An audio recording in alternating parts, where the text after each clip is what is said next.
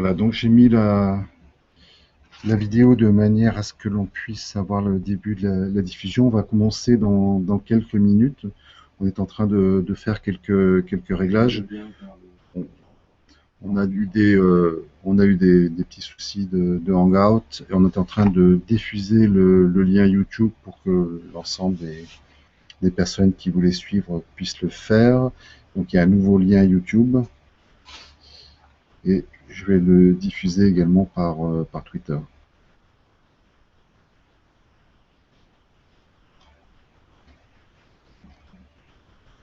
Je vais attendre que le nombre de spectateurs augmente sur le Hangout avant de démarrer. Et je vais attendre aussi que le lien soit diffusé sur Twitter de la part de Richard Canal.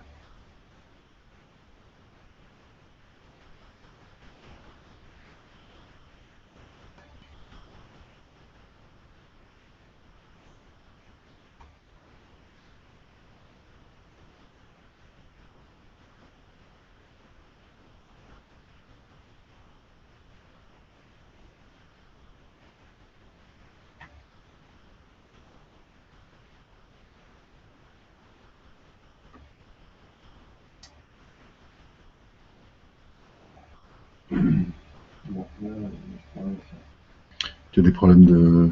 Alors donc là, je suis en train de discuter avec Pierre qui a des problèmes pour mettre en place... le lien de YouTube oui. Dans le pad. Oui. Et je suis obligé de redémarrer ma machine.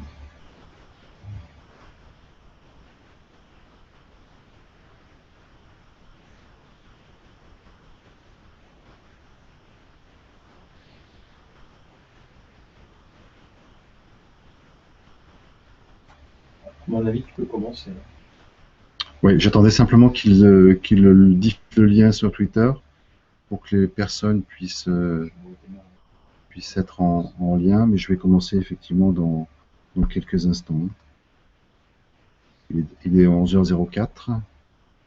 Je vais regarder simplement s'ils ont réussi à diffuser, et puis je vais tweeter de mon côté de manière à pouvoir diffuser ce lien YouTube et que les personnes qui souhaitent suivre puissent le faire effectivement.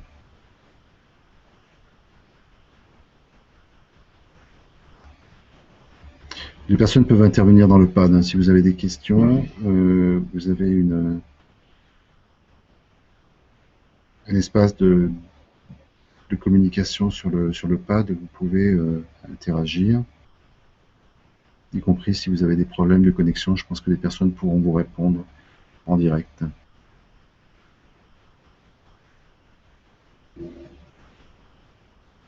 Alors pour l'instant, j'ai pas l'impression qu'ils aient réussi à tweeter le nouveau lien.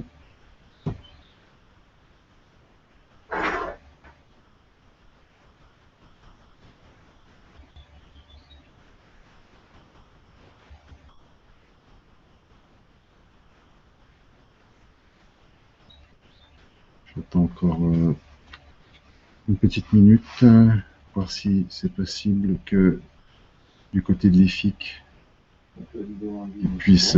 ouais, j'ai vu que la vidéo en ligne avait l'air bonne. Ouais. Je sais qu'elle donc je préviens les personnes qui sont connectées, nos collègues de l'IFIC rencontrent des problèmes de connexion. Apparemment, la connexion Internet est très mauvaise aujourd'hui, d'après ce qu'ils m'ont dit.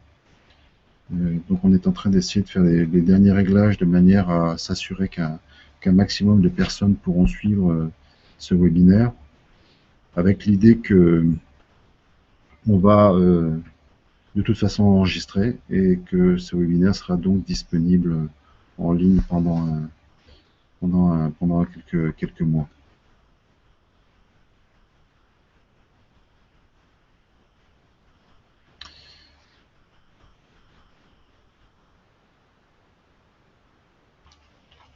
Je vois pas de message dans le pad. Je vais tweeter quand même le lien du pad.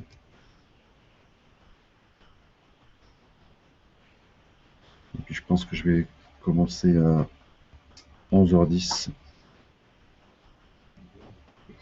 Alors la personne que vous entendez près de moi qui râle, c'est Pierre, parce qu'il y a des problèmes sur son ordinateur. En général, quand on a un problème, ben, on en a plusieurs à la fois.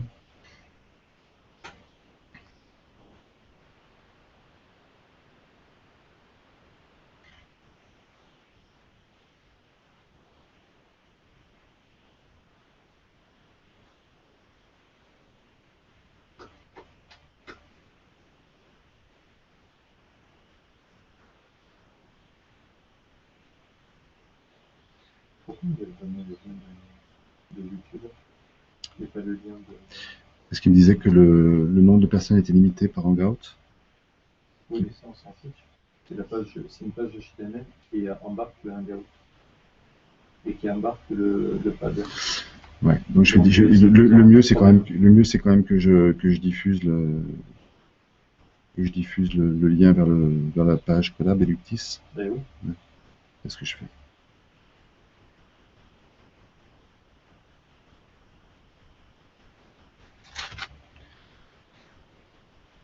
Alors pour les personnes donc qui sont sur Twitter, je suis en train de tweeter avec mon compte personnel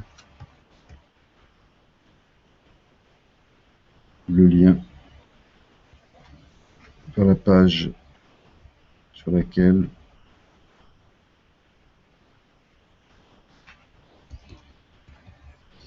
vous pouvez suivre donc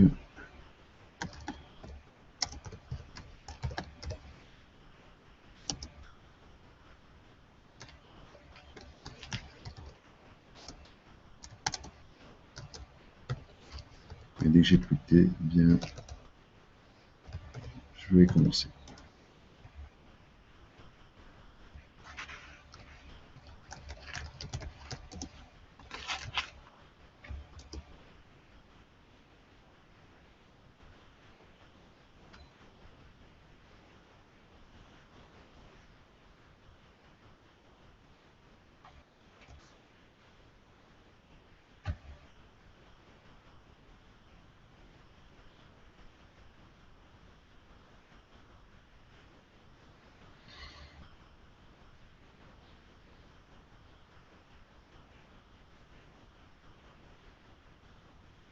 Bon, j'ai quelques spectateurs sur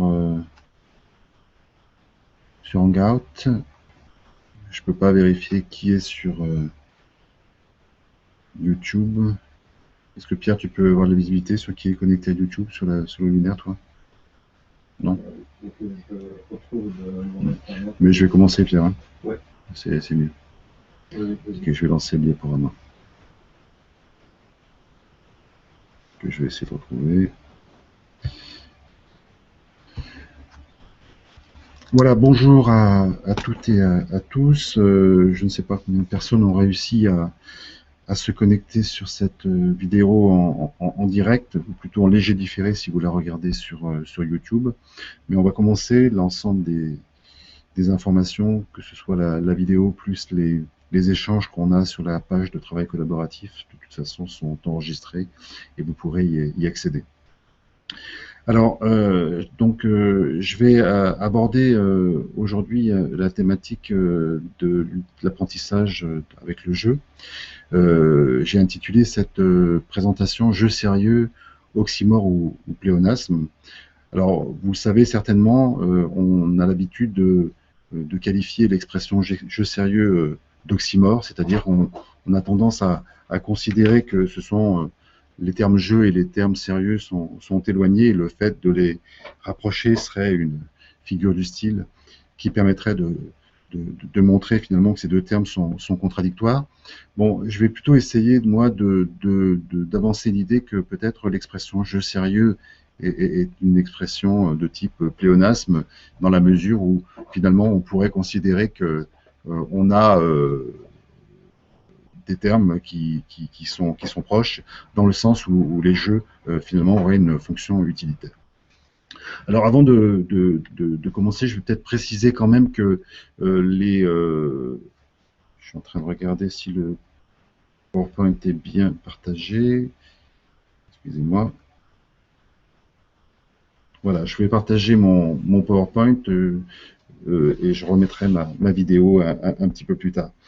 Avant de commencer, donc, je voudrais simplement préciser que ce que je vais faire dans cette présentation, c'est faire une présentation qui n'est pas destinée à un public de chercheurs, en particulier de chercheurs sur le jeu, mais plutôt à un public de personnes, chercheurs y compris, mais non spécialistes du jeu, qui seraient intéressés à ce type de pédagogie. Alors, nos collègues je pense que nos collègues de PNIS justement nous appellent. Allô? Oui, j'ai commencé, Richard. Je suis en train de, j'ai commencé la présentation. Voilà, j'ai partagé. À tout de suite.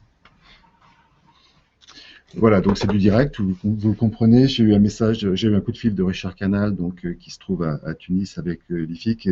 Alors je remercie donc Richard et toute l'équipe de l'IFIC qui ont essayé de faire mettre ça en place, malgré les difficultés majeures qu'ils ont aujourd'hui pour se connecter. Et je reprends le fil de ma présentation.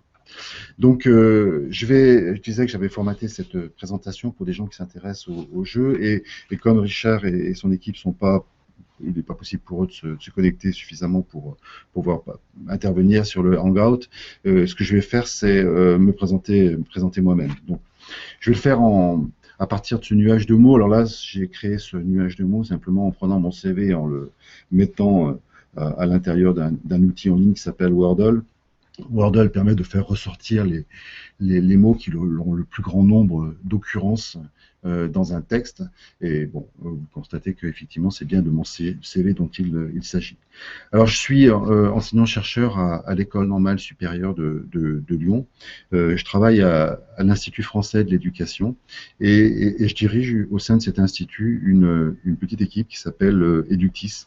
Eductis, c'est une équipe de recherche qui s'intéresse à la e-éducation, qui s'intéresse aux innovations permises par le numérique pour l'apprentissage et la formation.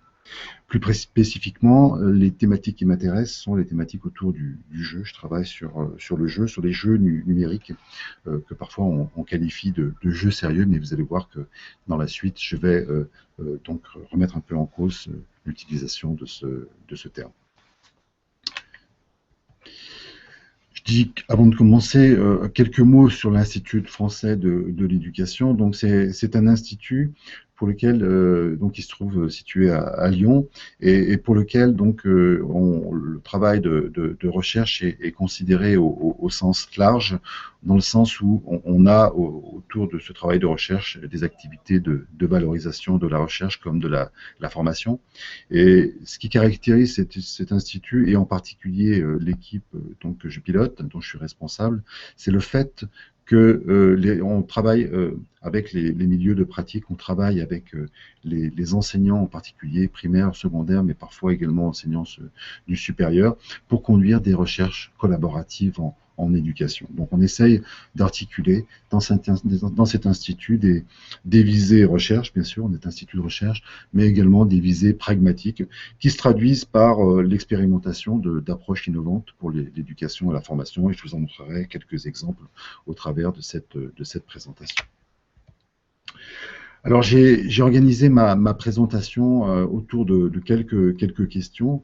La première question que je vais aborder, c'est une question qui concerne le contexte. Je vais essayer de préciser un peu le contexte autour de l'utilisation des jeux numériques dans l'éducation et la formation. Je vais discuter également le terme jeu. Ça me semble important d'en donner une définition. Je vais ensuite aborder deux questions qui me semblent essentielles quand on s'intéresse à ce type de pédagogie.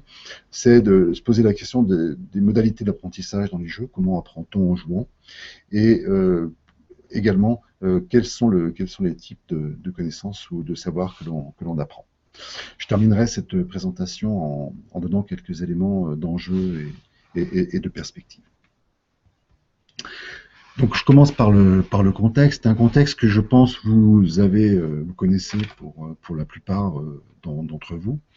Ce contexte il peut être dit en une phrase, et on peut dire le jeu devient une activité sérieuse. Je l'ai illustré à partir de cette photographie prise dans un centre de formation, parce que j'aime bien cette photo qui va montrer la rencontre de deux mondes, le monde du jeu qui est coloré, on voit ici des Lego, et un monde plus sérieux, symbolisé par quelqu'un qui porte donc un costume noir et une cravate dont on ne peut pas douter, dont on peut difficilement douter du sérieux. Et il y a une rencontre qui se fait ici dans le cadre d'une formation à la créativité qui est organisée par logo Serious Play. Et c'est cette rencontre qui me semble intéressante. Alors cette rencontre, elle n'est pas nouvelle.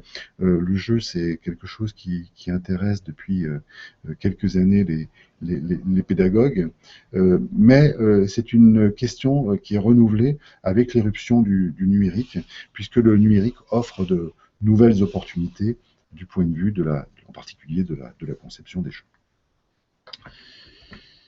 Alors, quelques exemples. Le premier exemple que j'ai choisi, c'est un exemple de jeu qui a été développé pour s'entraîner, ou plutôt pour entraîner des personnels. Il s'agit d'une copie d'écran d'un jeu qui a été développé pour former les démineurs qui ont eu à travailler pendant les Jeux Olympiques de Londres. Vous savez qu'il y avait des menaces d'attentats assez fortes pendant ces Jeux Olympiques et la formation des démineurs qui ont été impliqués dans les Jeux s'est faite avec un jeu dans lequel on va trouver d'une part une modélisation de Londres, on peut se promener dans Londres, et d'autre part des objets explosifs qui ont été déposés à certains endroits, et la personne qui joue, la personne qui est en formation, donc doit d'une part appliquer les procédures pour retrouver ces objets, et d'autre part appliquer les bonnes procédures, et notamment en particulier l'utilisation d'un robot télécommandé pour aller neutraliser l'explosif. Donc un premier exemple d'utilisation du jeu pour des visées utilitaires qui est la formation, donc l'entraînement de personnel. Un deuxième exemple complètement différent, celui-ci représente un jeu qui n'a pas été développé par l'entreprise McDonald's, contrairement au logo qui apparaît, contrairement à ce que pourrait laisser penser le logo qui apparaît sur la page écran. C'est un jeu qui a été développé par un collectif. Ah, je vois qu'on me rappelle du côté de Tunis, donc je pense qu'il y a un problème. Allô, oui.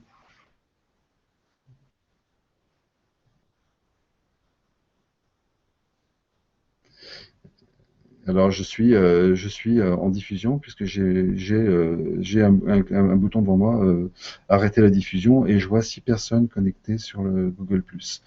Donc, et Pierre me dit que ça fonctionne. Donc je vais aller voir Pierre, je vais interrompre la diffusion, la présentation, et je vais voir Pierre pour voir effectivement s'il y a un problème. Mais a priori, apparemment c'est un problème de lien YouTube. D'accord. Bon, je vais voir Pierre, hein, donc je peux, ouais. Donc je fais l'interruption pour les personnes qui suivent. Je suis désolé, je vais prendre 2 minutes pour voir Pierre, le technicien, qui pourra donc intervenir. Merci. Voilà.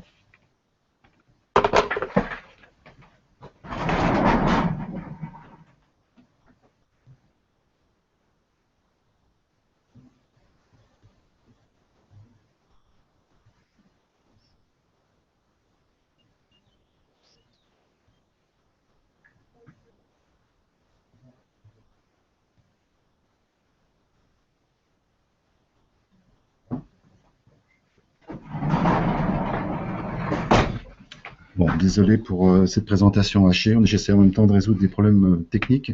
Alors apparemment, le lien, je le dis pour les personnes qui sont actuellement en direct ou en léger différé, le lien YouTube fonctionne, et donc Pierre va voir directement avec l'IFIC quels sont les problèmes qu'il rencontre.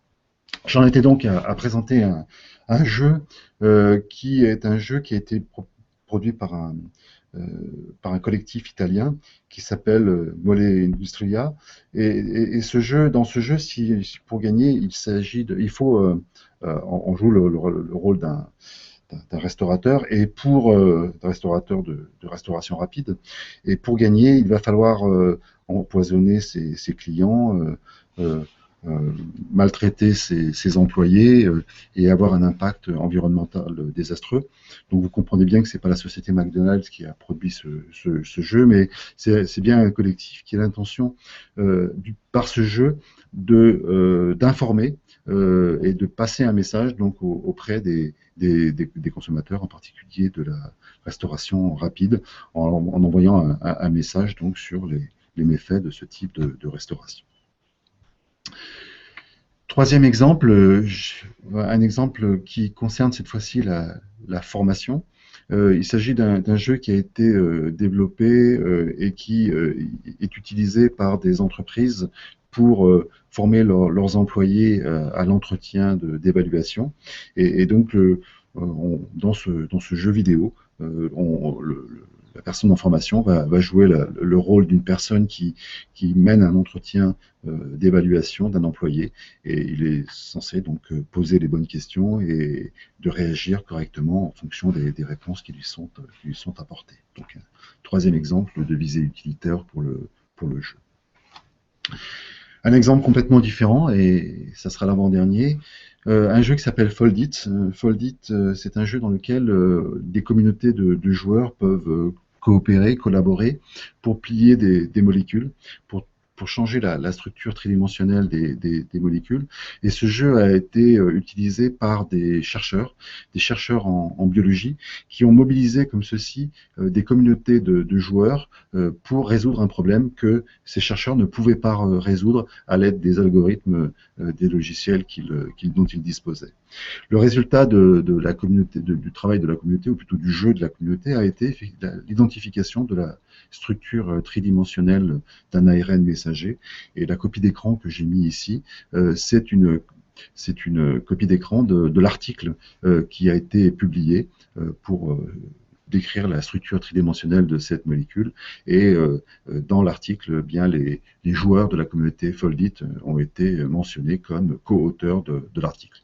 Donc vous voyez ici un jeu pour mobiliser et créer et produire des connaissances. Et je termine, et ça sera peut-être ça va être le sujet qui va nous intéresser plus particulièrement, c'est qu'on peut aussi imaginer d'apprendre en classe, d'apprendre à l'école primaire, secondaire ou à l'université.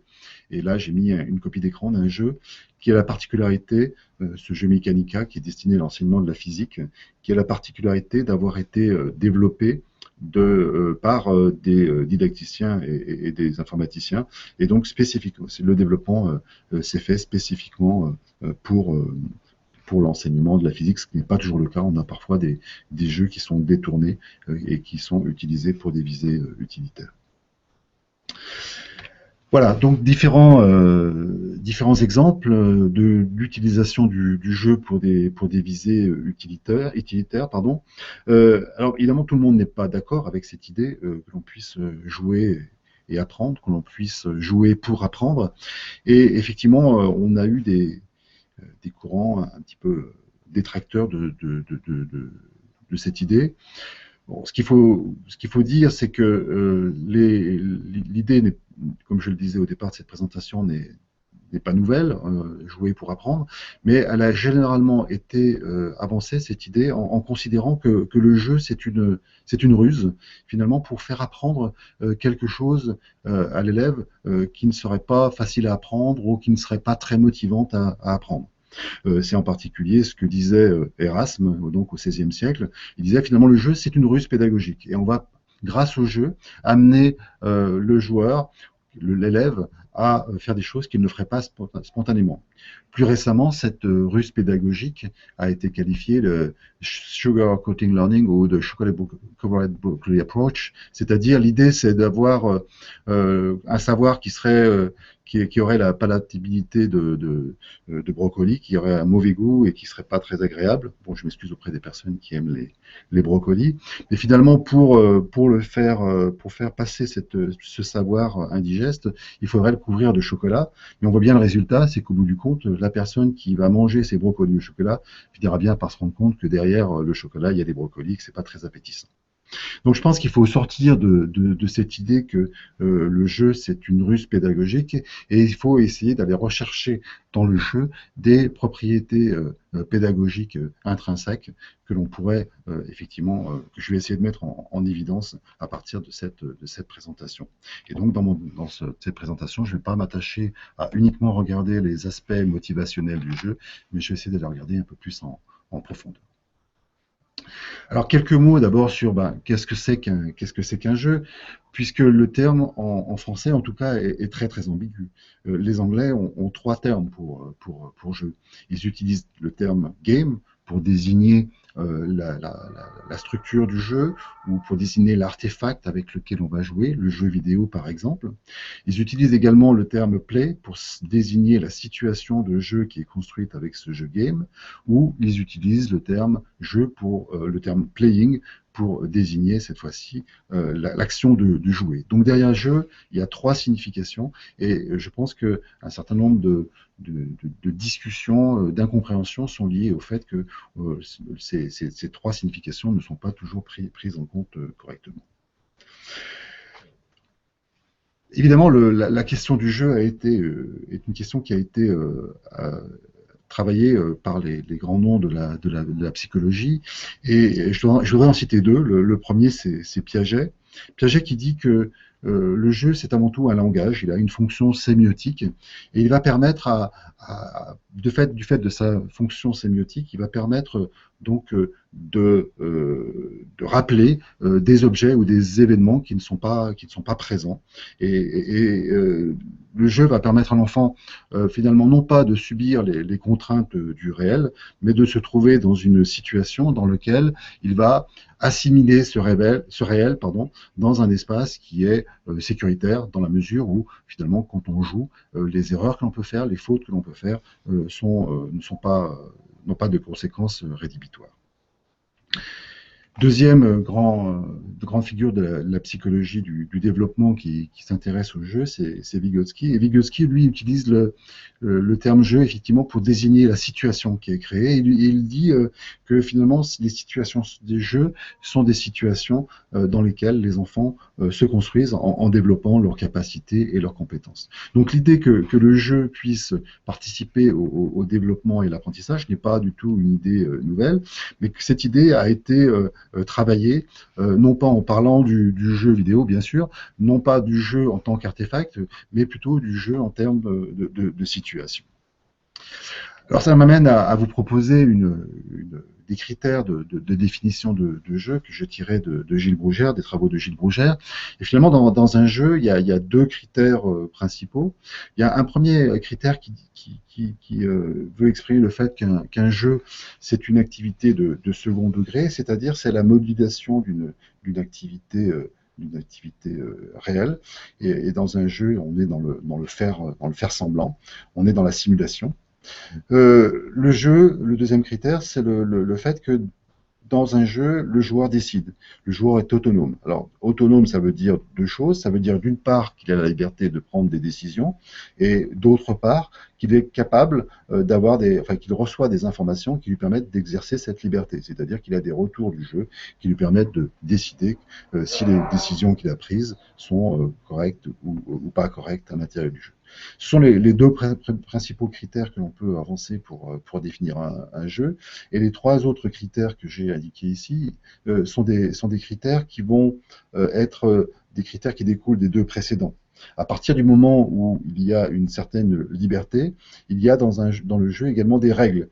Et les règles dans un jeu vont encadrer cette liberté et elles sont bien plus précises que dans la vraie vie. Elles sont vraiment formalisées et en général acceptées par les joueurs, sinon on appelle ça de la triche. Le deuxième élément dans un jeu, c'est que dans un jeu, l'issue d'un jeu n'est jamais connue à l'avance. Et il y a toujours une part d'incertitude qui donne justement cet intérêt au jeu. Et puis le troisième élément, c'est la question de la frivolité que j'ai évoquée tout à l'heure. Il est toujours possible d'abord de sortir du jeu, mais également toutes les décisions qui sont prises à l'intérieur du jeu sont sans conséquences dramatiques sur le joueur, puisqu'il est toujours possible soit de sortir du jeu, soit de recommencer. Alors, on va voir qu'ici, le jeu, finalement, les frontières du jeu avec d'autres activités sont vraiment ténues. Il est parfois difficile, lorsqu'on décrit une situation, de décider s'il s'agit ou pas d'une situation de jeu, s'il s'agit d'un jeu. Et je vais essayer d'exprimer ça à partir encore d'un exemple que je pense est chez Gilles Brougère, qui est celui du pilote de ligne. Le pilote de ligne vit dans une vie qu'on peut qualifier de réelle, dans laquelle il pilote des avions.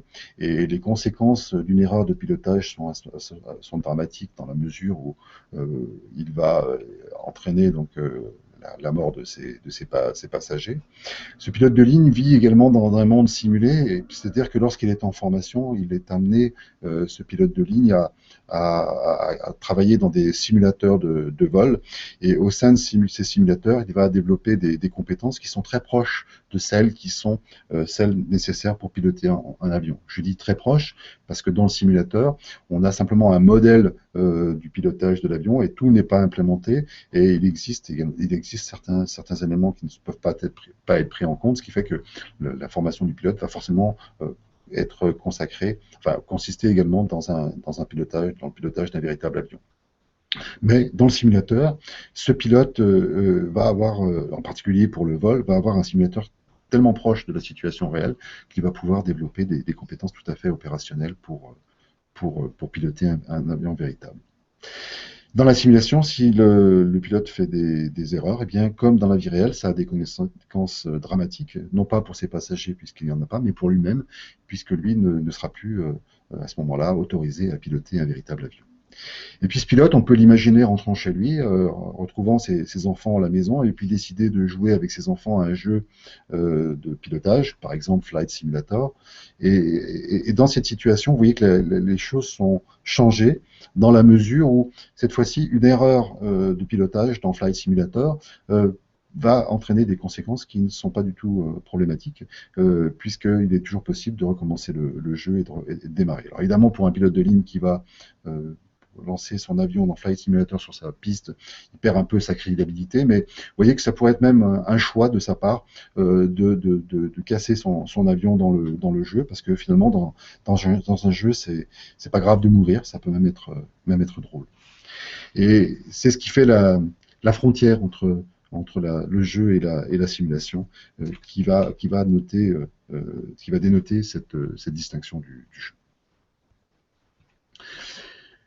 En conclusion de cette toute première partie, la conclusion, je vais la tirer du travail d'Henriot, qui a écrit dans les fin des années 60 un ouvrage majeur pour parler du jeu qui s'appelle Le Jeu.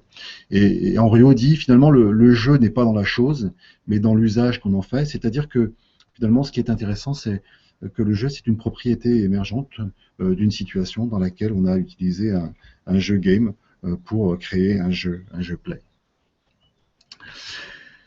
Je vais maintenant essayer d'aborder la question qui est de comment apprend-on en jouant, et je vais le faire à partir d'un exemple que l'on a travaillé dans l'équipe Eductis, qui est un jeu qui s'appelle Tamagocourt.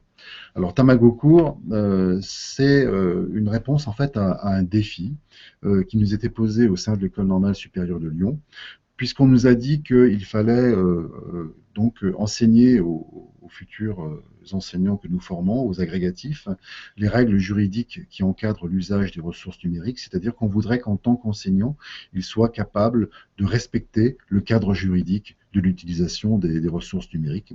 Ce cadre juridique s'appelle par exemple le droit d'auteur, et donc il est important qu'un enseignant dans sa classe, ou dans son amphi, ou dans son groupe de TD, utilise des ressources juridiques qui soient licites.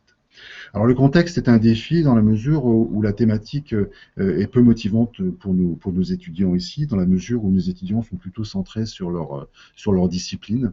Ils s'intéressent principalement à la biologie, à la philosophie, à la physique, mais très peu en fait, en général, à ces questions juridiques, d'autant plus qu'ils ne seront pas évalués lorsqu'ils passeront l'agrégation sur ces questions-là. Le deuxième défi est lié au fait que ces étudiants sont assez nombreux. On en a 300 actuellement à peu près. Il y en a 195 qui ont participé à notre étude. Et donc on se retrouve avec un effectif important pour lequel on a très peu de moyens en termes de ressources humaines, très peu de moyens en termes de formateurs. Donc, et puis en plus, on a un temps très court pour enseigner. On a environ 3 heures disponible pour enseigner à ces élèves. Alors la solution qu'on a proposée et qu'on a expérimenté cette année, c'est de proposer un jeu qui soit à la fois multijoueur, qui puisse permettre d'impliquer un grand nombre de joueurs à la fois, donc pour régler pour essayer de résoudre le problème de l'effectif, et aussi un jeu qui soit asynchrone, dans la mesure où on souhaitait à pouvoir enfin, donner la possibilité aux étudiants de travailler, enfin de jouer plutôt au moment qui leur convient. Alors en réalité, quand je dis asynchrone, ça concerne surtout le fait que l'on puisse effectivement avoir une certaine flexibilité sur les moments où l'on utilise le jeu. Il n'y a pas un moment de formation décidé et puis imposé aux étudiants, mais plutôt le fait qu'une équipe doit se former, et cette fois-ci en synchrone, doit jouer pendant environ une heure. Alors le jeu que nous avons développé consiste dans un Tamagotchi. C'est le gameplay que nous avons retenu, c'est un gameplay de Tamagotchi. Et je pense que certains d'entre vous se souviennent de ces petits personnages que l'on doit nourrir pour les faire se développer. Nous, il s'agit ici d'un Tamago court, donc un cours qu'il va falloir faire se développer en le nourrissant avec des ressources numériques. Mais bien sûr, en le nourrissant, il va falloir respecter la législation. Et puis, vous voyez que on a essayé, d'une certaine manière, d'aborder un domaine de formation complexe, qui est le cadre juridique, avec un gameplay extrêmement simple, puisque la métaphore élémentaire du Tamagotchi est un gameplay qu'il est très très facile de s'approprier. Les règles sont simples. Quand on nourrit avec des ressources licites, le Tamago court se développe. Quand on le nourrit avec des ressources illicites, il va se dépérir et éventuellement mourir. Alors voilà la page écran du jeu Tamago court. Donc les étudiants jouent à distance, en ligne. Ils sont connectés à partir de l'ENS ou du lieu sur lequel ils résident. Et ils vont donc se connecter à plusieurs. Les équipes, on peut régler le nombre de participants dans une équipe. On a des équipes entre 2 et 4 joueurs pour l'étude que je vais vous montrer. La première chose à faire dans le jeu, c'est d'aller choisir des ressources numériques. Et il y a des étagères sur l'interface. Ces étagères sont matérialisées par un certain nombre de petites boîtes.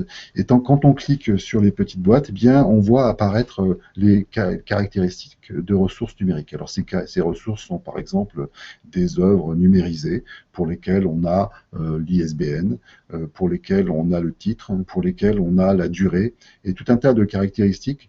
Et parmi ces caractéristiques, effectivement, il y en a qui sont pertinentes pour décider et savoir si ces ressources sont licites ou pas.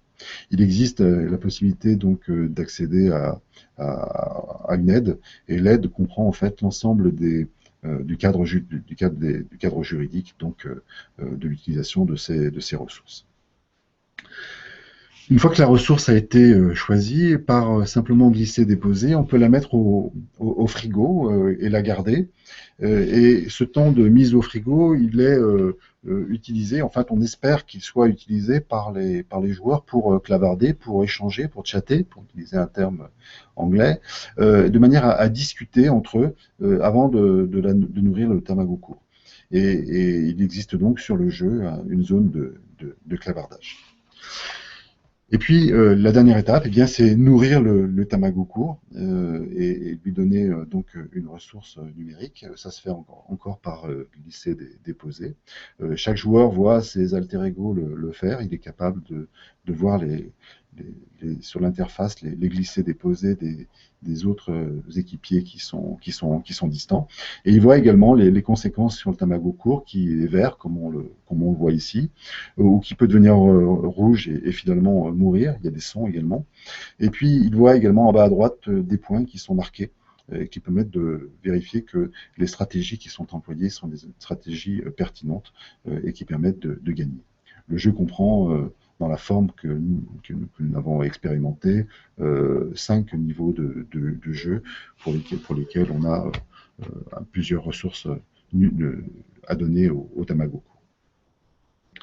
Alors, je vais vous montrer le formalisme que l'on emploie donc pour caractériser la situation qui est la situation de jeu qui est ici. Donc nous, on s'intéresse non pas au jeu game en tant que tel, mais au jeu game en interaction avec un élève, avec un apprenant. La situation pourrait être décrite de cette façon. Le joueur va avoir un certain nombre d'actions sur ce jeu game, il va prendre un certain nombre de décisions, et en fonction de ces décisions, en fonction de cette action, il va avoir des retours du jeu qui vont lui dire c'est gagné ou c'est perdu. Et donc, à l'intérieur de cette situation, il va pouvoir être en mesure d'éprouver sa façon de penser et d'agir. S'il a des idées préconçues sur le droit d'auteur qui ne sont pas pertinentes, il va prendre de mauvaises décisions dans le jeu et avoir des rétroactions immédiates, rapides, qui lui permettront de constater que les décisions qu'il prend, les connaissances qu'il mobilise ne sont pas pertinentes. Donc ce que l'on espère dans le jeu, c'est qu'à un certain moment, il change de stratégie ou il change sa façon de voir la situation, qu'il apprenne, et qu'il donc se décide à changer de ressources et donner des ressources qui sont licites. Donc là, ce que je suis en train de décrire, c'est un jeu individuel qui n'est pas un simple ping-pong behavioriste. Dans ce jeu individuel, les rétroactions doivent être interprétées par l'élève et il doit, lui, prendre un certain nombre de décisions sur la nature des ressources qu'il doit utiliser.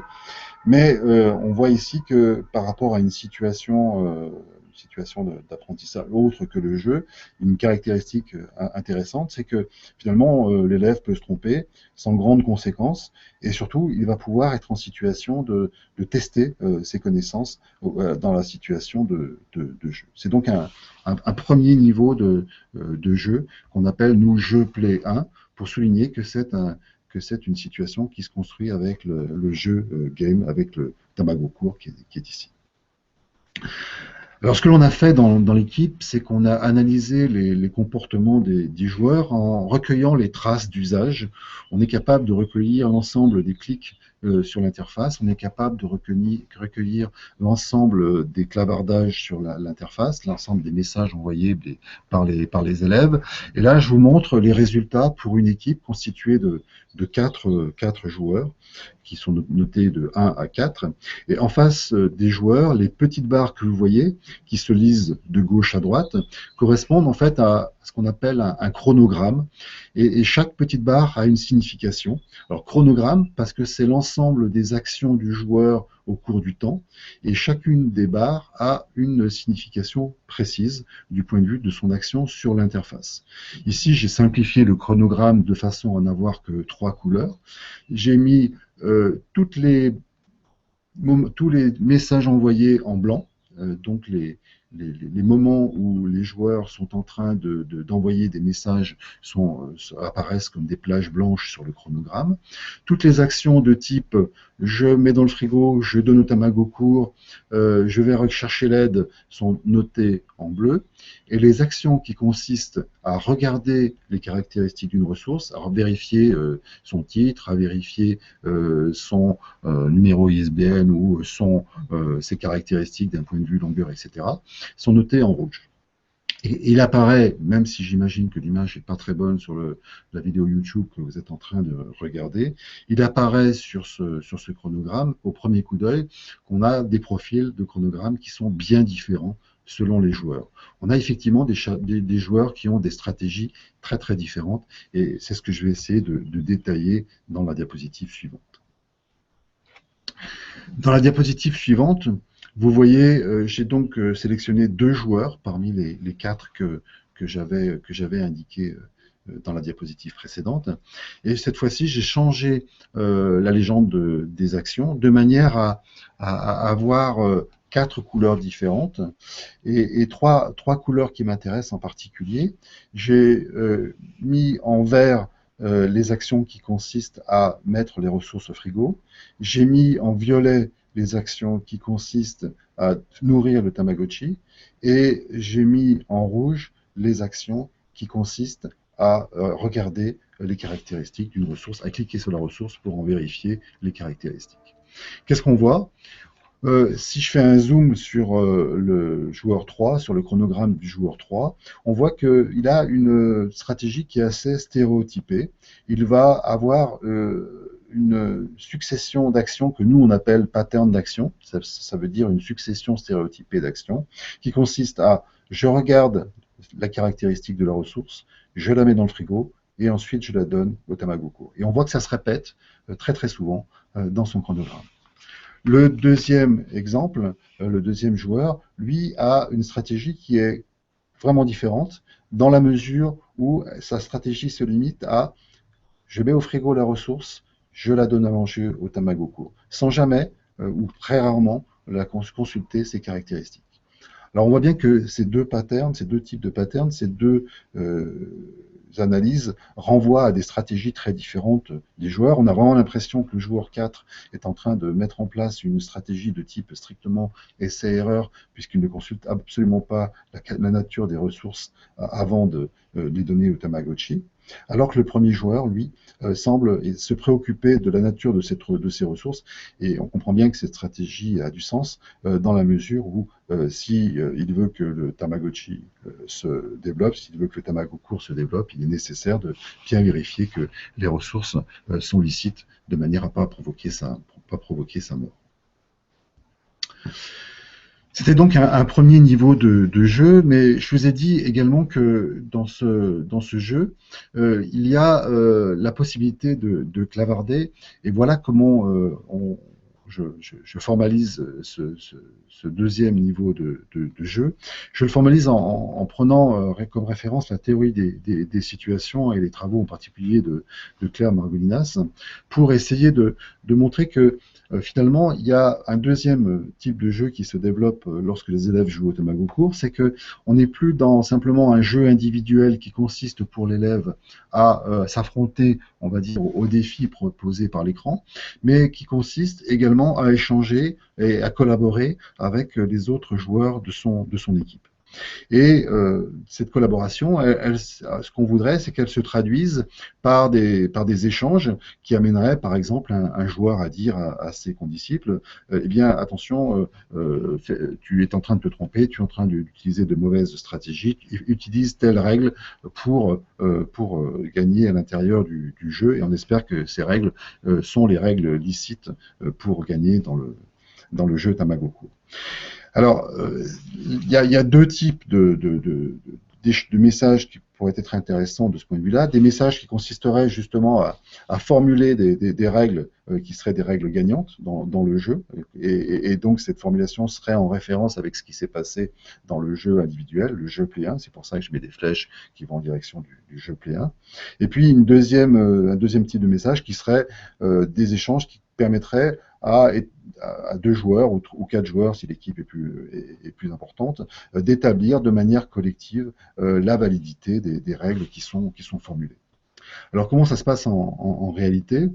Ça se passe... alors, pardon, je me suis trompé de diapositive, donc je vais aller sur une autre... Oui, j'ai oublié de mettre une diapositive, me semble-t-il, ou peut-être on va la trouver plus loin. Mais effectivement, quand on regarde les chats du point de vue des élèves, on s'aperçoit qu'on a des chats qui vont amener les élèves à discuter de ces règles, et à l'intérieur des... Alors, je suis interrompu par Pierre qui me passe un petit message et qui me casse mes plantes. Vas-y, dis-moi Pierre, c'est pas grave, on va faire une pause. Pour arrêter. Oui, d'accord, je penserai à arrêter la vidéo. Ça sera après, Pierre, c'est bon. Donc, on va regarder 2 groupes qui sont très très différents ici. On a le groupe qui a été noté 105 et le groupe qui a été noté 50. Ce sont 2 groupes qui consistent en des équipes de 2 joueurs. Des temps de jeu ne sont pas très différents entre les 2 équipes, même s'ils sont différents. Mais ce qui va différencier les deux groupes de joueurs, c'est le nombre d'erreurs qu'ils ont fait en jouant les différents niveaux, puisque pour le groupe 50, ils ont joué les 5 niveaux du jeu sans avoir à recommencer les différents niveaux. Ça ne veut pas dire qu'ils n'ont pas fait d'erreurs, mais ils n'ont jamais eu à recommencer les différents niveaux. Ils les ont gagnés du premier coup. on voit les niveaux 1, 2, 3, 4, 5 qui ont été joués une seule fois. Alors pour le groupe 105, il a joué le premier niveau une seule fois, mais ça c'est logique parce que le premier niveau est simplement un niveau qui permet aux joueurs d'apprendre les règles du jeu. On peut difficilement perdre ce niveau, ou alors il faut le faire exprès. Par contre, ils ont joué, vous le voyez, 6 fois le niveau 2, 3 fois le niveau 3, et un grand nombre de fois le niveau 4, et également 3 fois le niveau 5. Donc on a des profils de joueurs qui sont complètement différents. Et ce qui va différencier ces deux joueurs, ces deux groupes, c'est également le fait qu'il y a un groupe qui a énormément discuté et qui ils ont ensemble établi la validité des stratégies qu'ils mettaient en place, alors qu'un groupe a très peu discuté. Finalement, chaque joueur a joué de manière un petit peu individuelle sans se préoccuper des autres. Donc, ce qui distingue les groupes, en fait, c'est le niveau de jeu. Un groupe s'est contenté de faire un jeu Play 1, un jeu individuel, alors que les autres ont vraiment collaboré. Et cette collaboration s'est traduite par l'expression des règles qui sont des règles des règles d'usage des ressources numériques, des règles qui décrivent ces usages. Alors pour nous c'est important. Pourquoi? Parce que on n'a pas la possibilité dans l'école ici de mettre en place la situation didactique qu'il faudrait mettre en place. On le sait dans toutes les personnes qui utilisent le jeu comme modalité d'apprentissage terminent une phase de jeu par une phase de débriefing. La phase de débriefing, c'est en général le moment où l'enseignant apparaît. Et là, le jeu est terminé et ils vont ensemble discuter de ce qui s'est passé. Et cette phase de débriefing, elle est assez importante parce qu'elle va permettre d'une part de prendre du recul par rapport au jeu et puis essayer de changer le statut des connaissances du jeu, des connaissances qui ont été développées dans le jeu, dans la mesure où les connaissances qui étaient utilisées pour finalement gagner avec le tamago court deviennent cette fois-ci des règles que l'on peut utiliser en dehors du jeu. Cette phase de débriefing, dans la théorie des situations, on l'appelle également phase d'institutionnalisation. Il n'est pas possible de l'organiser systématiquement à l'ENS pour des raisons de manque en fait, de formateurs. Et donc pour nous, il est important que la phase qui consiste à formuler les règles juridiques et à les valider au cours du jeu Play 2 soit une espèce de préfiguration de cette phase de débriefing et que les étudiants commencent à prendre conscience des connaissances qu'ils sont en train de mettre en œuvre. Cette phase d'institutionnalisation, elle est importante selon nous dans le sens où elle va rendre explicite des savoirs qui sont implicites, qui sont utilisés dans le jeu. Elle va également légitimer les savoirs qui sont mobilisés. Ce ne sont pas simplement des savoirs pour gagner un jeu, mais ce sont des savoirs qui sont institutionnalisés, et d'où le sens d'institutionnalisation, des savoirs qui sont par exemple rattachés à une discipline donnée. C'est une condition nécessaire pour permettre le transfert des apprentissages. C'est aussi une condition nécessaire pour prendre de la distance par rapport au jeu. Alors, en effet, le jeu, c'est un jeu de simulation. Il y a donc toujours une distorsion entre le jeu lui-même et la réalité qu'il représente. Donc, il est important que l'étudiant soit capable de prendre cette distance. Et puis, pour nous, c'est important également, apprendre, c'est pas simplement apprendre, mais c'est également savoir que l'on sait, donc développer la métacognition. Voilà donc une première explication, donc une première proposition sur comment on apprend donc en jouant. On apprend d'une part en s'adaptant, c'est un phénomène adaptatif, et puis on apprend également des autres en échangeant avec les autres.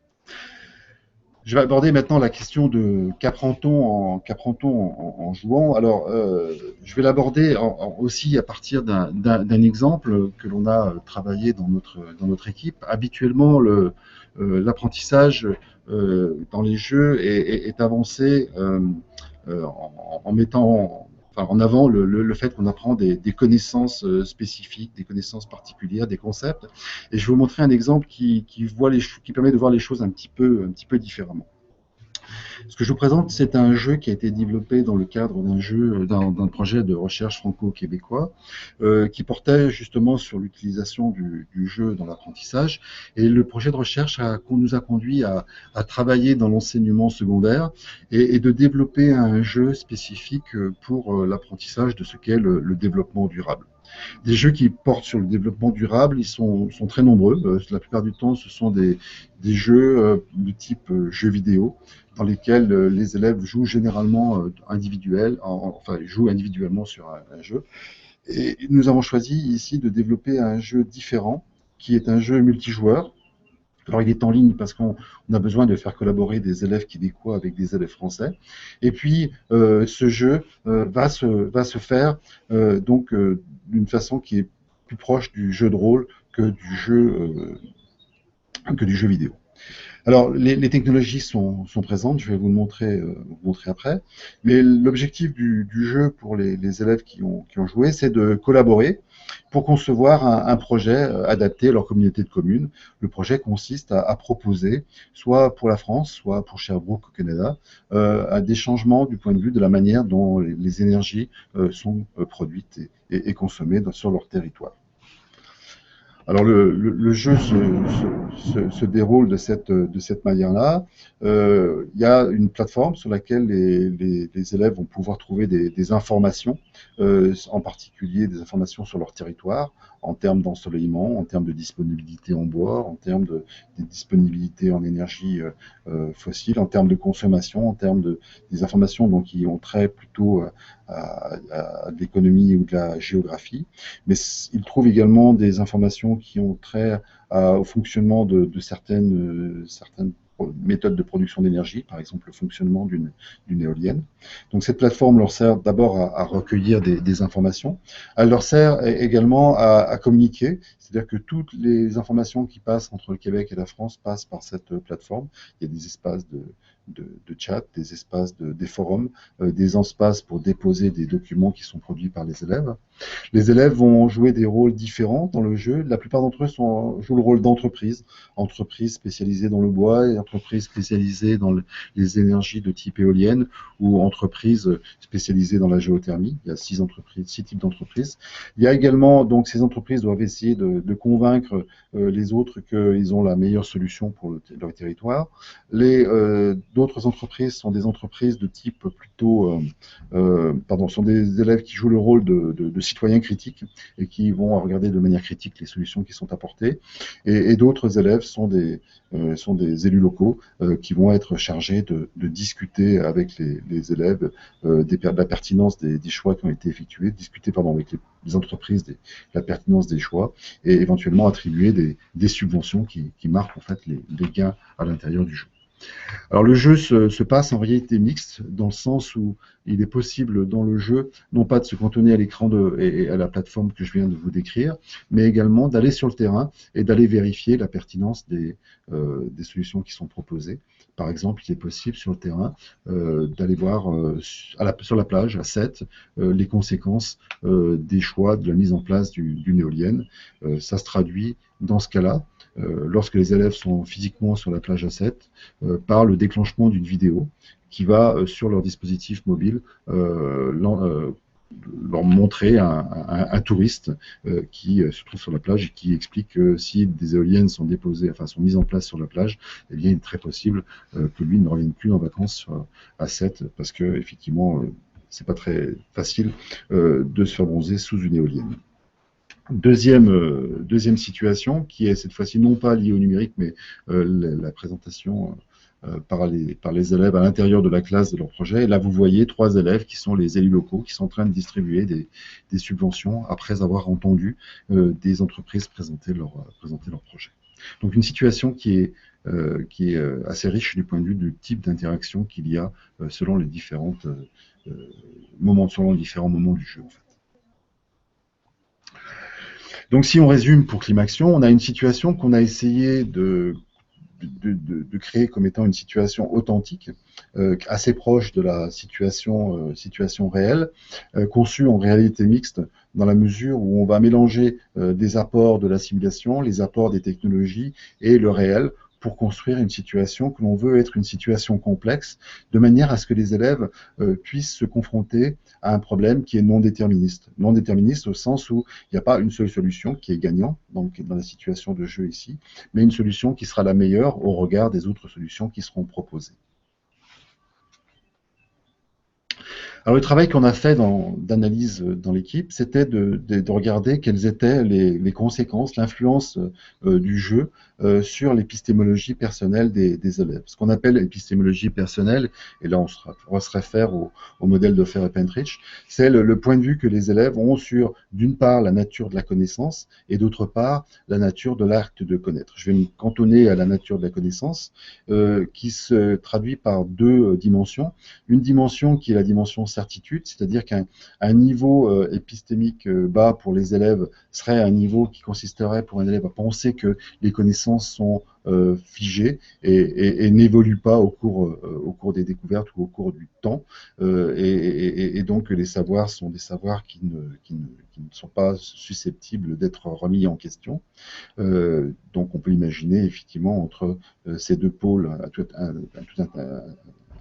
un tas de stades intermédiaires. Et puis la dimension qui va nous intéresser dans les résultats que je vais vous livrer ici, c'est plutôt la dimension simplicité. La dimension simplicité, c'est le fait pour un individu d'être capable de s'apercevoir que les savoirs ne sont pas isolés, ne fonctionnent pas de manière isolée, mais sont liés les uns aux autres. Dans le cas du développement durable, c'est par exemple le fait que quand on prend une décision, eh bien, il faut tenir compte effectivement des questions environnementales, par exemple la question des impacts écologiques des solutions que l'on choisit, mais il faut aussi en prendre en compte des dimensions sociales et des dimensions qui sont des dimensions économiques. Alors, qu'est-ce qui s'est passé dans le jeu quand on analyse les focus group, quand on analyse les traces laissées par les élèves sur la plateforme? Eh bien, on s'aperçoit que le jeu, après le jeu, il y a des modifications donc de l'épistémologie personnelle des élèves sur la dimension simplicité, c'est-à-dire que au début du jeu, les élèves vont souligner les aspects environnementaux du développement durable et ils vont insister sur le fait qu'il faut prendre en compte justement ces impacts environnementaux.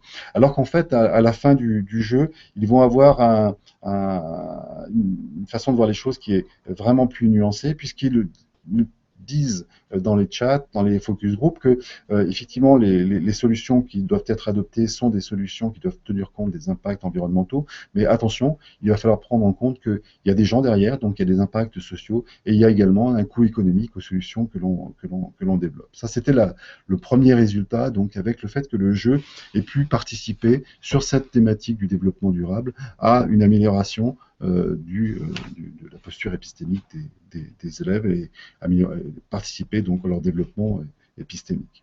Mais ce qui était intéressant aussi de regarder dans le jeu, c'est que finalement, ce que je viens de dire ne concerne pas l'ensemble des élèves, mais même si c'est une majorité des élèves, on a eu une proportion non nulle d'élèves qui étaient tout à fait en désaccord avec l'idée qu'on puisse utiliser ce jeu, en particulier du fait que finalement l'épistémologie portée par le jeu, le fait qu'il s'agissait d'une situation non déterministe, n'était pas accepté par l'élève.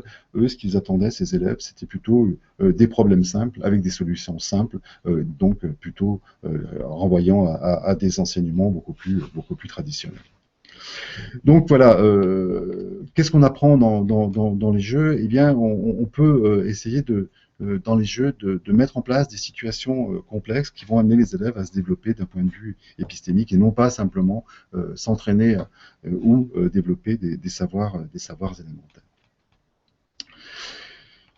Cette vision de l'adaptation, l'apprentissage par adaptation doit être nuancée, et là je renvoie aux travaux de Winnicott.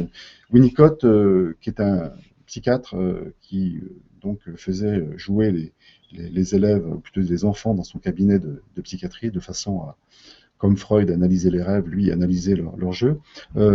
Pour Winnicott, le jeu est une ère intermédiaire d'expérience, c'est-à-dire c'est une zone qui se trouve entre le moi de l'enfant et la réalité, et une zone qui va être une zone où l'enfant va bénéficier d'une certaine liberté qui lui permettra d'exercer sa créativité.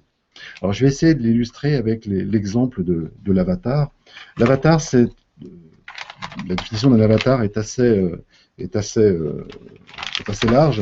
Alors, on appelle avatar dans un jeu, en fait, tout élément qui est sous le contrôle du joueur. Ça peut être les quelques pixels de la raquette de Pong, ou ça peut être aussi le personnage incarné par le joueur dans le jeu. Et cet avatar, il va constituer dans un jeu de rôle ou autre jeu, une identité projective selon deux sens. Ce que je veux dire par identité projective, c'est d'une part que le joueur peut s'introjecter dans son avatar, c'est-à-dire que l'avatar est une représentation en acte du joueur, et l'avatar va permettre au joueur de faire l'expérience de lui-même. Il va faire il va éprouver, par exemple, sa façon de penser et d'agir, et de voir si cette façon de penser et d'agir est pertinente au sein du jeu. Mais il y a un autre sens également à identité projective, c'est que l'avatar, le joueur peut se projeter dans son avatar, c'est-à-dire que le joueur va vivre une identité cette fois-ci qui n'est pas la sienne, mais ce qui est celle d'un personnage, par exemple un médecin, par exemple un avocat, et il va il va s'incarner dans une identité idéale qu'il est en train d'essayer de développer. Donc, il va pouvoir créer à l'intérieur de la situation de jeu, donc d'abord prendre conscience de lui-même, mais également développer une figure emblématique et qui lui permettra d'être un terrain d'expérimentation. Donc, on voit à travers ça que ce que disait Henriot il y a maintenant plus de 40 ans est tout à fait incarné par les jeux plus numériques, les jeux informatiques. C'est que le jeu, c'est la possibilité de se découvrir en tant qu'individu, mais c'est la possibilité également de s'inventer. Je pense qu'il est important lorsqu'on conçoit un jeu, lorsqu'on introduit le jeu dans ses pratiques pédagogiques, de ne pas simplement se cantonner aux aspects apprentissage par adaptation, mais aussi de prendre en compte que le jeu peut constituer un espace de créativité pour le joueur. Je termine avec quelques éléments d'enjeu et de perspective. Alors, je vais le faire à partir d'un exemple que vous voyez défiler à l'écran. Sur cet exemple, c'est un travail qui a été fait par une équipe à Stockholm qui consistait à essayer d'obtenir que les gens cessent de prendre les escaliers les escalators, les escaliers mécaniques, mais prennent plutôt les escaliers classique. Pourquoi? Parce que dans la question de la mobilité des gens est importante, par exemple par rapport à leur prise de poids, par rapport à leur mode de vie, il est important que les gens marchent. Évidemment, c'est pas très facile de convaincre quelqu'un de marcher. On peut utiliser des méthodes coercitives, mais vous voyez que dans cet exemple, ce qui a été fait, c'est finalement plutôt que d'utiliser des méthodes coercitives, par exemple en enlevant l'escalier mécanique, c'était plutôt de leur donner la possibilité de jouer sur les escaliers. Sur cet escalier, on a mis des touches de piano qui produisent des notes de musique, et donc on voit ces personnes donc plutôt choisir cette fois-ci l'escalier parce que l'escalier devient ludique. Alors, je voulais vous montrer à partir de cet exemple que l'on peut ludiciser les situations. Vous voyez que cette situation qui a été mise en place ici, je parle plutôt de terme ludicisation plutôt que ludification qui serait généralement retenu, et là je me réfère aux travaux par exemple de Ginvaux. Ludicisation, pourquoi? Parce que c'est pas tant l'objet qui a été ludifié, c'est la situation qui a été ludicisée, au sens où on a pris le contexte, on a pris ensemble les différents éléments pour arriver à construire une situation de jeu dans la classe. Et je voudrais mettre cette question de la ludicisation en regard de l'émancipation, dans la mesure où, et ça je vais m'appuyer sur un deuxième exemple, on voit que dans la situation précédente, on a obtenu des personnes qu'elles fassent quelque chose qu'elles n'auraient pas fait spontanément, ça s'appelle de la manipulation en fait. Or l'éducation, c'est justement pas en principe une méthode qui consiste à manipuler les gens, mais plutôt à les émanciper et à les rendre libres. Et je vous renvoie au jeu World of Classcraft, qui a été développé par Shaoyang, qui est un jeu dans lequel il y a une couche de jeu, qui est une surcouche ludicisée donc, de jeu dans sa classe, c'est-à-dire quand on est dans la classe de Shaun, qui est prof de physique, on voit les élèves faire de la physique, mais on les voit très actifs, parce que à l'intérieur de cette classe de physique, il y a une surcouche de jeu, et les élèves, en même temps qu'ils font la physique, jouent les rôles de personnages à l'intérieur d'un jeu. Et quand on pose la question à Shaun des conséquences de la mise en place de ce type de dispositif, ce qu'il dit, eh bien, c'est qu'il va être impressionné en fait par le pouvoir qu'il a pris sur ses élèves en mettant en place ce type de situation. J'ajouterai dans la zone de clavardage qu'on mutualise le lien vers ce jeu pour que vous puissiez consulter le jeu et la situation. Alors je vais terminer avec en fait l'idée qu'il faut peut-être abandonner l'expression jeu sérieux pour utiliser une autre expression. Quand on dit jeu sérieux, l'expression renvoie souvent à la question du jeu en tant qu'artefact, en tant que jeu vidéo. Il me semble qu'il est important de penser les choses en termes de situation. C'est ce que j'ai essayé de vous montrer au travers de cette présentation. J'ai essayé de vous montrer également qu'il était important de prendre en compte que la situation plutôt que l'objet, de manière à construire des situations qui sont intéressantes d'un point de vue pédagogique. Et d'une façon de les construire intéressantes, c'est de donner aux élèves ou aux étudiants la possibilité de résoudre des problèmes complexes et non déterministes, qui est assez difficile à faire en dehors de ces situations de jeu. Pour pouvoir amener des élèves à résoudre des problèmes complexes et non déterministes, il va falloir construire des environnements eux-mêmes complexes. Et là, les technologies sont intéressantes parce que lorsque l'on construit cette situation en réalité mixte, c'est-à-dire que lorsqu'on combine des éléments réels, comme je l'ai montré dans ClearAction, avec des éléments simulés, eh bien, on va pouvoir se retrouver avec des situations dans lesquelles on va avoir une vraie richesse du point de vue des interactions qui sont possibles et des difficultés, des problèmes à résoudre. Et puis, il y a la question également qui est importante, c'est la question de l'authenticité, c'est-à-dire que ce qu'on voudrait, c'est que les situations qu'on construit soient proches des situations réelles, mais cette question de l'authenticité, en fait, elle se résout pas toujours en prenant une situation qui serait simulée de manière fidèle par rapport à la situation réelle. J'en veux pour preuve Tamago. Dans Tamago, on voit qu'on est très loin dans le Tamagotchi de la situation réelle de la classe, mais par contre, ce qui est authentique, c'est la métaphore alimentaire, c'est la question des interactions, c'est-à-dire que dans Tamago, on a concentré en utilisant cette métaphore, notre intérêt sur le fait que ce qui va être pertinent dans le jeu, c'est pas tant l'ensemble des activités dans la classe, mais par rapport aux objectifs pédagogiques, le fait que le joueur se concentre sur donner une ressource licite à un Tamagotchi. Et je termine peut-être avec cette diapo de conclusion. J'essaie de vous montrer qu'en fait, le jeu, c'était un espace métaphorisé et fictionnel, c'est-à-dire qu'il renvoyait à une situation de référence qui peut être métaphorisée. J'essaie de vous montrer que c'était un espace de réflexivité, que l'apprentissage dans le jeu, c'était un apprentissage qui pouvait être de type adaptatif, et puis que le jeu constituait un espace de réflexivité au sens où le joueur peut éprouver sa manière de penser et d'agir. Donc une façon d'apprendre qui est très centrée sur l'apprenant, qui lui donne le pouvoir et qui lui permet d'essayer des choses. Et puis j'ai essayé de vous montrer également que c'était un espace de créativité, et il me semble que c'est un élément qui est assez important dans le monde actuel, où on doit donner la possibilité aux individus de s'immerger dans des espaces dans lesquels ils vont exercer cette créativité. Voilà, je vous prie de m'excuser pour les difficultés techniques qu'on a rencontrées. J'espère que vous avez pu consulter cette vidéo jusqu'au bout, ou la suivre en direct jusqu'au bout. Je termine ici. Je vais repasser en mode où vous allez me voir, et on va pouvoir éventuellement échanger à partir des questions que vous pouvez avoir.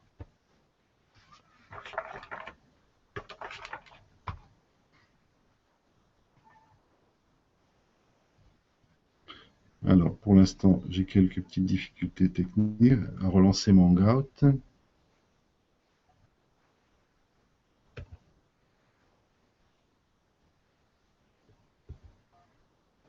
Voilà, ça a fonctionné. Je vais essayer d'afficher sur mon autre page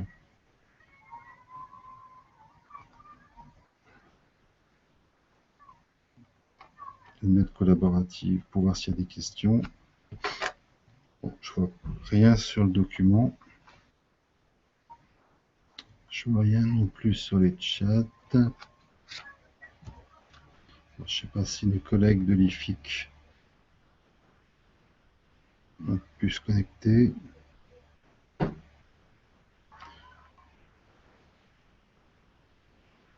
Alors, je vois des personnes qui sont connectées.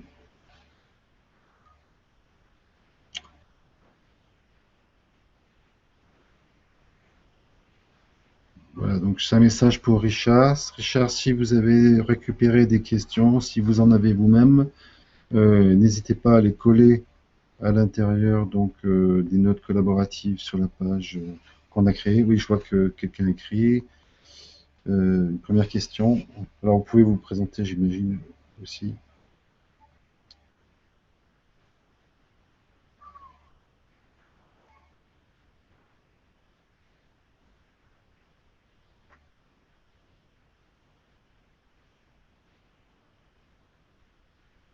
Alors, je lis la question. Y a-t-il eu des apports des jeux massifs en ligne sur les MOOCs? Alors, je rappelle peut-être ce que c'est qu'un MOOC pour les personnes qui ne sauraient pas, ce dont je doute d'ailleurs, hein, parce que ça a été très très diffusé. Alors, un MOOC, c'est un cours massif qui comprend un grand nombre d'apprenants, qui est ouvert. Et dans ces MOOC, évidemment, on a des problèmes qui sont des problèmes de maintien de l'attention simplement de la participation des apprenants à l'intérieur des MOOC. Et effectivement, pour répondre à la question, il y a eu quelques tentatives qui ont été des tentatives de ludiciser les MOOC. Alors ça se traduit en général par des choses qui encore sont assez peu avancé, me semble-t-il. Ça se traduit par l'exemple, par le fait que quelqu'un qui, dans un MOOC, a beaucoup participé et a démontré un certain niveau d'expertise, il va donc récupérer des badges et il sera donc repérable par les autres participants au MOOC comme quelqu'un à qui on peut s'adresser pour avoir des renseignements, pour avoir des informations. Donc pour répondre à la question, est-ce qu'il y a donc le jeu a été utilisé pour les MOOC. Il y a eu des choses qui ont été faites, mais pour l'instant qui ne sont pas très très avancées encore. Mais je pense qu'il y a des perspectives intéressantes effectivement de ce côté-là. Alors je lis la deuxième question. La deuxième question, c'est les règles de scénarisation des jeux sont-elles réutilisables dans la scénarisation pédagogique des cours en ligne? Si oui, lesquelles? Euh, alors, je ne sais pas si je comprends bien la question, mais j'essaie de comprendre. Je comprends la question en disant finalement, est-ce que construire un jeu, c'est pas un petit peu la même chose que construire un cours? Si c'est ça, si c'est ça la question, j'aurais tendance plutôt à répondre oui, dans la mesure où par exemple, on a besoin, lorsque l'on construit un enseignement, lorsqu'on construit une situation d'apprentissage, de donner la possibilité à l'apprenant d'être autonome, comme dans un jeu. Mais comme je le disais lorsque je présentais le jeu, on a, pour que cette autonomie puisse s'exercer, il faut que l'apprenant ait en permanence la possibilité de vérifier que la stratégie qu'il a choisie est une stratégie qui est bonne. Concrètement, si vous mettez vos étudiants, par exemple, sur des manipulations en sciences physiques, il va pouvoir faire des erreurs de manipulation, il va pouvoir faire des erreurs d'interprétation. S'il y a dans la situation qui a été construite une solution pour que chaque fois que l'apprenant fait une erreur, où il a la possibilité de prendre connaissance de cette erreur, ben oui, il pourra être autonome. Alors souvent, ça se résout par le fait que c'est l'enseignant qui circule dans la classe et qui va, ou dans le groupe de TD, et qui va aider les étudiants donc à avancer, il va leur pointer leurs erreurs, etc. Mais on peut aussi imaginer des systèmes automatiques. Et dans les jeux, en tout cas, on a cette question donc d'automatisation des feedbacks, des rétroactions dans la situation, de manière à ce que cette situation puisse permettre l'autonomie du joueur. Et finalement, on va trouver comme ça toute une liste de critères qui sont des critères qu'on pourrait utiliser à la fois pour construire un jeu et à la fois pour construire une situation d'apprentissage. Et pour ça, je vous renvoie à un travail que l'on fait dans l'équipe qui s'appelle le modèle 3E. Le modèle 3E, c'est un modèle de conception de jeu et deux des dimensions du modèle, les deux E qui sont les dimensions Enroll et Indicate, c'est exprimé en anglais, j'en suis désolé, sont des dimensions qui entraînent pas spécifiquement au jeu mais aux situations d'apprentissage en général. La troisième est plus spécifique du jeu et la différence effectivement c'est que dans un jeu il y a certains éléments qui ne sont pas pris en compte dans les situations d'apprentissage. Par exemple, le fait que l'on puisse décider de ne pas poursuivre et d'arrêter et de quitter la situation de jeu, c'est quelque chose en général qui n'est pas pris en situation, enfin en compte dans les situations d'apprentissage plus classiques. Donc oui, il y a des règles de scénarisation qui sont proches, mais qui diffèrent sur certains points. Et là, je vous renvoie au modèle 3. Je lis la deuxième question. Les jeux sérieux semblent voués à l'enseignement primaire et secondaire. Les jeux sérieux sont-ils aussi légitimes dans l'enseignement supérieur? Alors, j'ai justement à dessein choisi un jeu Tamago qui, malgré la simplicité de l'interface ou malgré le côté un peu enfantin de l'interface, s'adresse non pas effectivement à l'enseignement primaire et secondaire, mais à nos étudiants à l'École normale supérieure de Lyon, des étudiants qui ont été extrêmement sélectionnés dans leur cursus et qui jouent au jeu juste avant de passer l'agrégation, qui est un concours assez difficile qui leur permettra ensuite de poursuivre pour la majorité d'entre eux en thèse et dans l'enseignement supérieur et pour un certain nombre d'entre eux dans l'enseignement secondaire ou en classe préparatoire. Donc non, les jeux ne sont pas du tout contenus à l'enseignement primaire et secondaire, même si effectivement, si on cherche les exemples, on en trouverait plus dans l'enseignement primaire et secondaire, mais ces jeux sont effectivement utilisables dans l'enseignement supérieur. Alors, je vous ai montré Tamago Cours. Alors, ce que je voulais dire quand même sur Tamago Cours, c'est qu'on a eu des étudiants qui étaient assez contre l'idée enfin, certains étudiants ont exprimé quand même de manière assez vive le fait qu'ils n'étaient pas enchantés à l'idée d'apprendre en jouant, mais on peut le comprendre de la part de nos étudiants, dans la mesure où ce sont des étudiants qui ont de toute façon bien réussi avec les systèmes plus traditionnels d'enseignement. Et de toute façon, c'est quelque chose que l'on trouve sur l'ensemble des groupes quand on fait jouer, enfin, quels que soient les niveaux. Il y a des enfants, il y a des jeunes qui refusent d'apprendre en jouant, et je pense que c'est licite, mais je dirais que c'est vrai pour de toute façon n'importe quelle pédagogie.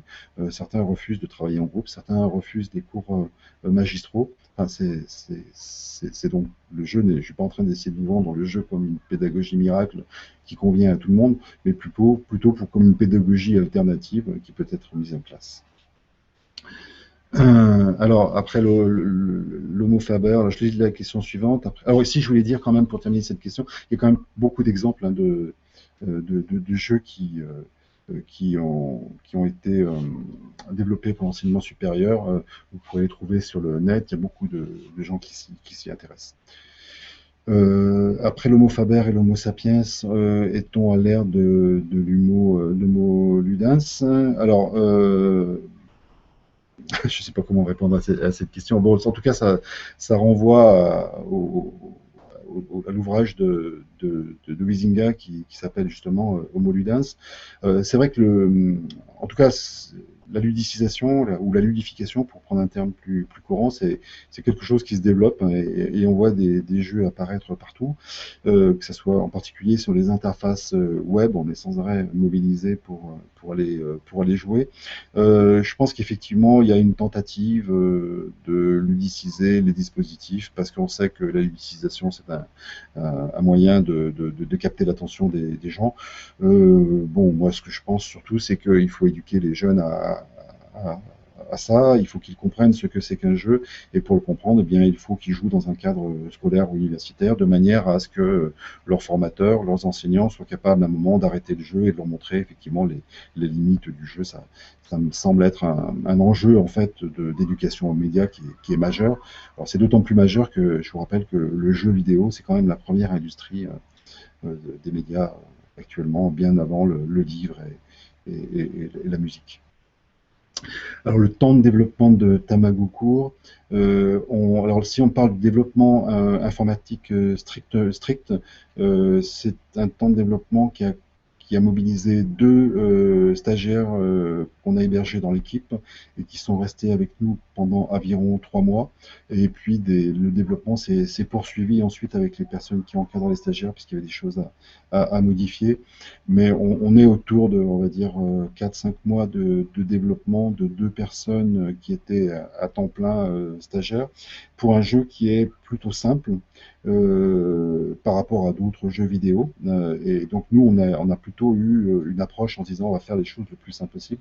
Mais en fait, il y a quand même des questions assez complexes dans le développement de Tamagoko, puisque c'est en ligne, puisqu'il faut lancer les sessions, puisqu'il faut que chaque joueur puisse voir ce que font les autres. Mais on est dans les temps de développement, on n'est pas dans des temps non nuls, on n'est pas dans des temps nuls, pardon, mais on est dans des temps qui sont raisonnables par rapport au budget et qui, enfin, beaucoup plus raisonnables que des jeux vidéo qui pourraient, qui coûteraient plusieurs millions d'euros, pour ne pas parler plus pour ceux qui sont des jeux commerciaux très, très développés. Donc là, en tout cas, c'est une question cruciale, c'est une question de jeu. Je ne pense pas que pour l'éducation, pour le marché de l'éducation, on puisse faire des jeux qui soient des jeux très coûteux. Et donc, il faut se retourner vers des situations, enfin, vers des solutions un peu moins coûteuses. C'est l'approche qu'on a dans un projet actuellement, dans un projet ANR. Notre idée, c'est de développer des jeux, mais surtout derrière de développer des modèles de jeux et de développer des dispositifs informatiques qui permettent de faire certains types d'interactions qu'on pourrait utiliser dans différents jeux de manière à ce que ce soit mutualisable et diffusable, plutôt que de développer un jeu fermé en tant que tel. Alors j'ai une autre question dans le chat, puis je vérifie l'heure parce que je pense que de toute façon il faudra respecter les horaires, encore peut-être une petite dizaine de minutes maximum.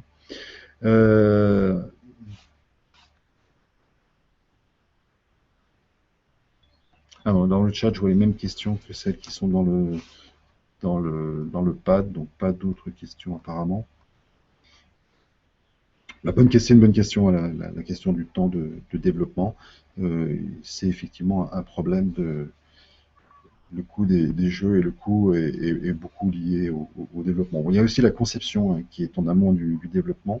On a dans l'équipe des méthodologies de conception qui sont des méthodologies centrées utilisateurs. Par exemple, demain matin, on va travailler dans le cadre d'un projet ANR avec des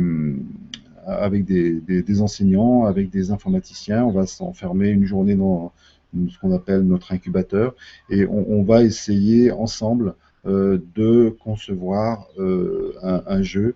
Alors la méthodologie consiste d'abord à identifier les objectifs pédagogiques du jeu, les objectifs en termes d'apprentissage. Et puis la deuxième partie, on a déjà identifié dans un travail précédent les contraintes que l'on a du point de vue des élèves, du point de vue des enseignants et du point de vue des chercheurs. La deuxième partie de la journée, qui correspond pour nous à la troisième étape, ça sera une étape qui sera consacrée à la définition du gameplay du jeu et à différentes étapes et l'univers du jeu qui sera utilisé. C'est un projet ANR qui s'appelle GenLab, jeu épistémique numérique. Le lab veut dire que l'on travaille sous la forme de travaux collaboratifs avec des enseignants du secondaire, avec des formateurs professionnels et avec des chercheurs en informatique et en sciences humaines pour travailler sur la conception de jeux. Voilà, alors je ne sais pas s'il y a une autre question dans le pad ou ailleurs. Sinon, je vous propose le temps étant écoulé, qu'on s'arrête ici.